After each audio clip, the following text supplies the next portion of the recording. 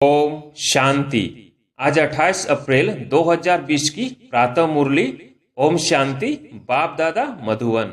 आज बाबा कहते, मीठे बच्चे, अब यह नाटक पूरा होता है, तुम्हें वापिस घर जाना है।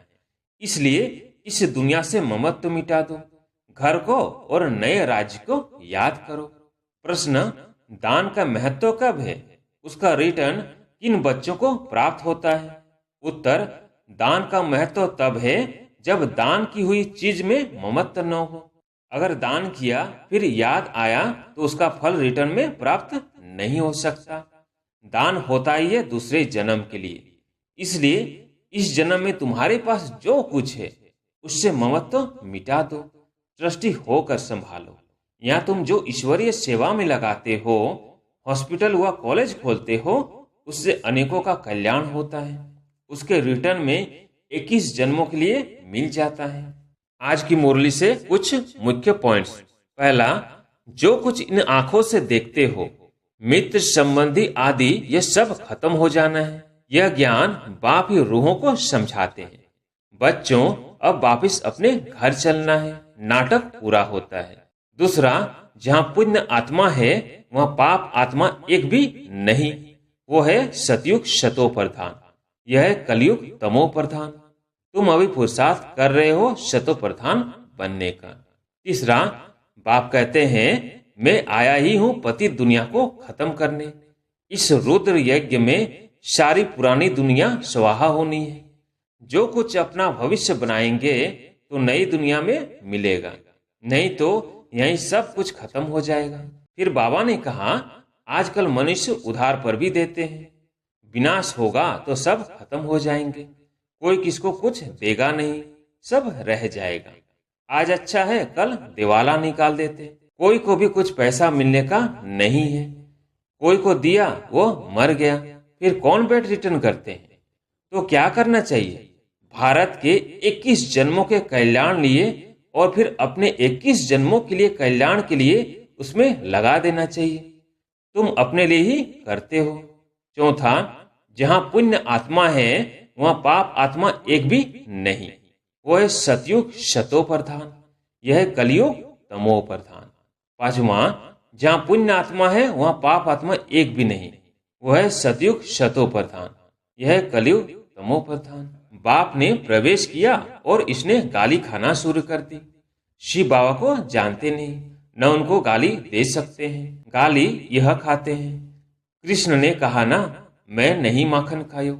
यह भी कहते हैं, काम तो सब कुछ बाबा का है, मैं कुछ नहीं करता हूँ, जादूगर वह है, मैं थोड़ी हूँ।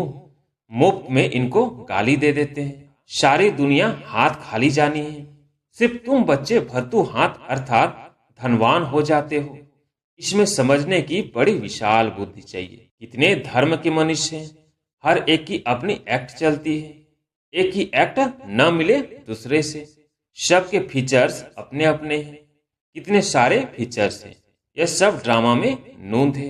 वंडरफुल बातें हैं ना। जो बच्चे दूसरों का चिंतन नहीं करते हैं, अपनी पढ़ाई में ही मस्त रहते हैं, उनकी उन्नति सदा होती रहती है। तुम्हें दूसरों का चिंतन कर अपना पद भ्रष्ट नहीं करना है। Hear no evil, see no evil. कोई अच्छा नहीं बोलता है तो एक कान से सुन, दूसरे से निकाल दो। हमेशा अपने को देखना चाहिए, न कि दूसरों को। ओम शांति। बच्चों को अपना घर और अपनी राजधानी याद है। यहाँ जब बैठते हो तो बाहर के घर घाट, धंधे दोरी आदि के ख्यालात नहीं आनी चाहिए। बस अपना घर ही याद आना है। अब इस पुरानी दुनिया से नई दुनिया में रिटर्न है। यह पुरानी दुनिया तो खत्म हो जानी है, सब स्वाहा हो जाएगा आग में। जो कुछ इन आंखों से देखते हो, मित्र संबंधी आदि, यह सब खत्म हो जाना है। यह ज्ञान बाप ही रूहों को समझाते हैं। बच्चों, अब वापिस अपने घर चलना है, नाटक पूरा होता है। यह है ही 5000 वर्ष का चक्र। दुनिया तो है ही, परंतु उनको चक्र लगाने में 5000 वर्ष लगते हैं। जो भी आत्माएं हैं सब वापिस चली जाएगी। यह पुरानी दुनिया ही खत्म हो जाएगी। बाबा बहुत अच्छी तरह हर एक बात समझाते हैं। कोई कोई मनहूस होते हैं तो मुफ्त अपनी जायदाद गंवा बैठते हैं।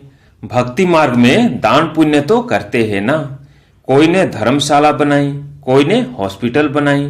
बुद्धि में समझते हैं इनका फल दूसरे जन्म में मिलेगा। बिगर कोई आस अनासक्त हो कोई करे, ऐसा होता नहीं है। बहुत कहते हैं फल की चाहना हम नहीं रखते हैं, परंतु नहीं, फल अवश्य मिलता है। समझो कोई के पास पैसा है, उनसे धर्माऊ दे दिया तो बुद्धि में यह रहेगा हमको दूसरे जन्म में मिलेगा। अगर ममत्व तो गया, मेरी ये चीज है ऐसा समझा, तो फिर वहां नहीं मिलेगा। दान होता ही है दूसरे जन्म के लिए, जबकि दूसरे जन्म में मिलता है। तो फिर इस जन्म में ममत्व क्यों रखते हैं? इसलिए ट्रस्टी बनाते हैं तो अपना ममत्व निकल जाए। कोई अच्छे साहूकार के घर में जन्म लेते हैं तो कहेंगे उसने अच्छे कर्म किए हैं। कोई राजा रानी के पास जन्म लेते हैं क्योंकि दान पुण्य किया है, परंतु वह है अल्पकाल, एक जन्म की बात। अभी तो तुम यह पढ़ाई पढ़ते हो, जानते हो इस पढ़ाई से हमको यह बनना है, तो दैवी गुण धारण करना है। यहाँ दान जो करते हो उनसे यह रूहानी यूनिवर्सिटी हॉस्पिटल खोलते हैं। दान किया तो फिर उनसे ममत्व मिटा देना चाहिए, क्योंकि तुम जानते हो हम भविष्य 21 जन्म के लिए बाप से लेते हैं। यह बाप मकान आदि बनाते हैं, यह तो टेम्पररी है, नहीं तो इतने सब बच्चे कहाँ रहेंगे। देते हैं सब शिव बाबा को, धनी वह है, वो इनके द्वारा यह कराते हैं। शिव बाबा तो राज्य नहीं करता, खुद है ही दाता, उनका ममत्व किसमें होगा। अभी बाप श्रीमत देते हैं कि मौत सामने खड़ा है। आगे तुम किसको देते थे तो मौत की बात नहीं थी। अब बाबा आया है तो पुरानी दुनिया ही खत्म होनी है। बाप कहते हैं मैं आया ही हूं पतित दुनिया को खत्म करने। इस रुद्र यज्ञ में सारी पुरानी दुनिया स्वाहा होनी है। जो कुछ अपना भविष्य बनाएंगे तो नई दुनिया में मिलेगा, नहीं तो यहीं सब कुछ खत्म हो जाएगा, कोई न कोई खा जाएगा। आजकल मनुष्य उधार पर भी देते हैं, विनाश होगा तो सब खत्म हो जाएंगे, कोई किसको कुछ देगा नहीं, सब रह जाएगा। आज अच्छा है कल दिवाला निकाल देते। कोई को भी कुछ पैसा मिलने का नहीं है, कोई को भी कुछ पैसा मिलने का नहीं है। कोई को दिया वो मर गया, फिर कौन बैठ रिटर्न करते हैं।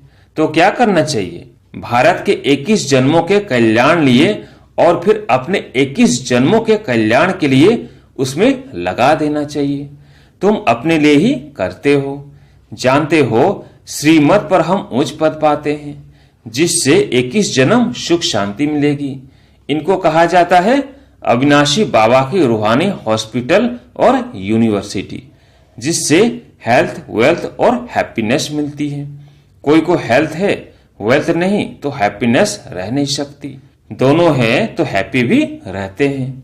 बाप तुमको 21 जन्मों के लिए दोनों देते हैं, वो 21 जन्मों के लिए जमा करना है। बच्चों का काम है युक्ति रचना।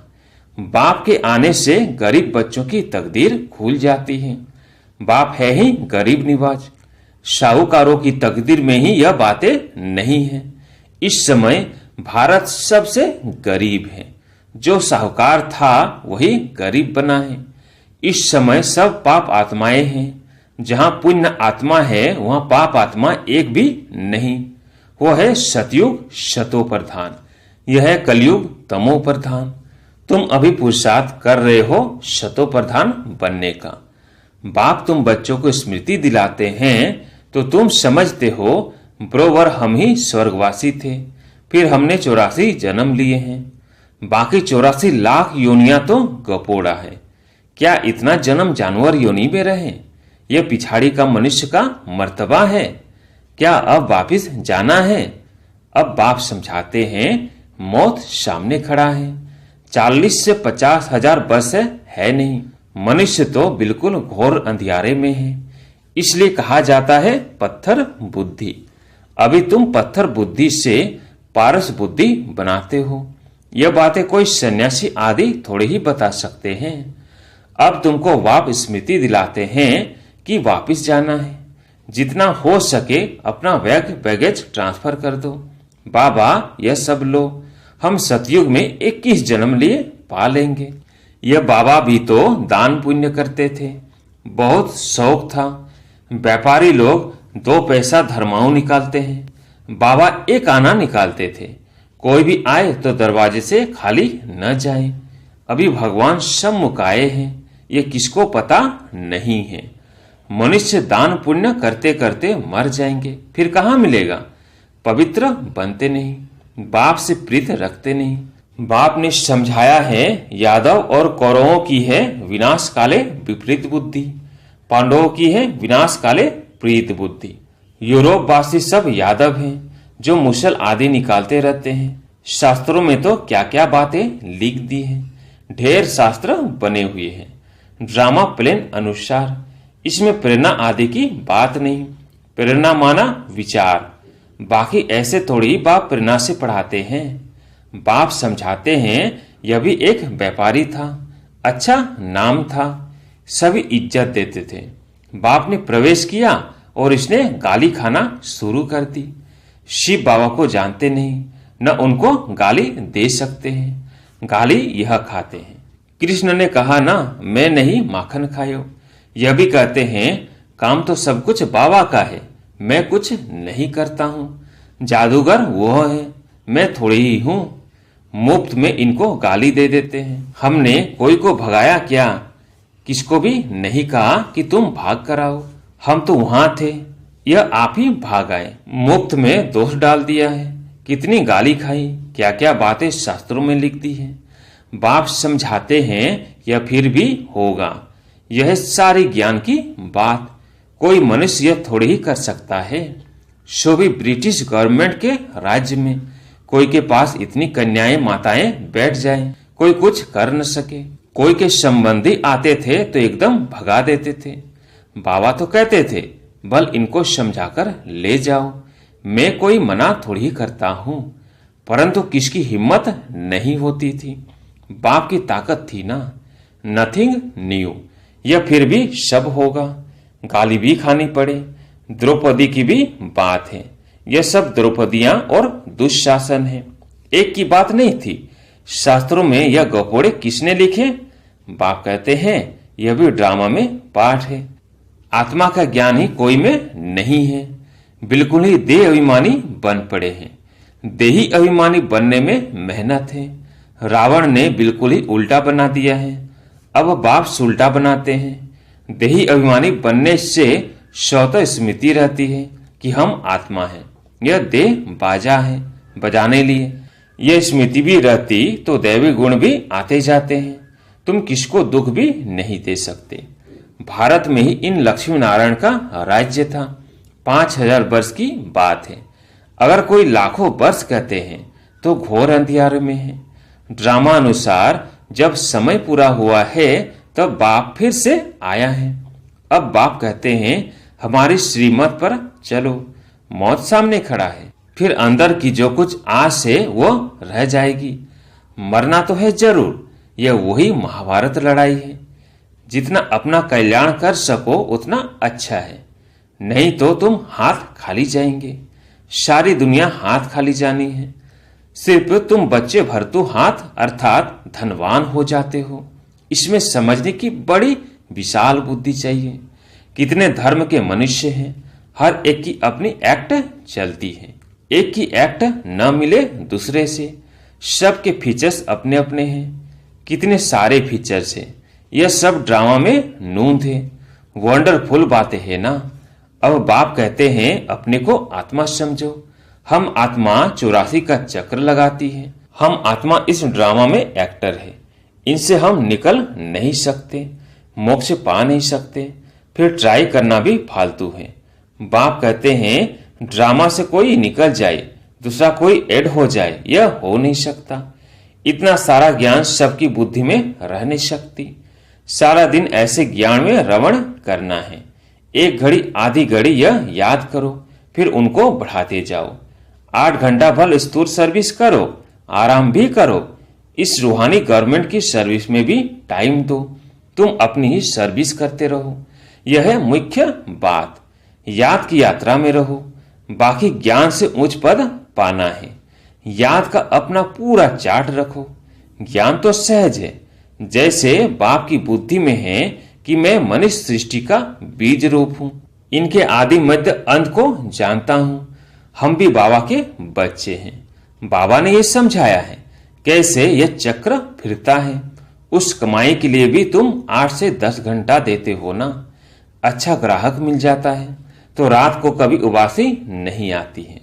उबासी दी तो समझा जाता है कि यह थका हुआ है। बुद्धि कहां बाहर भटकती होगी।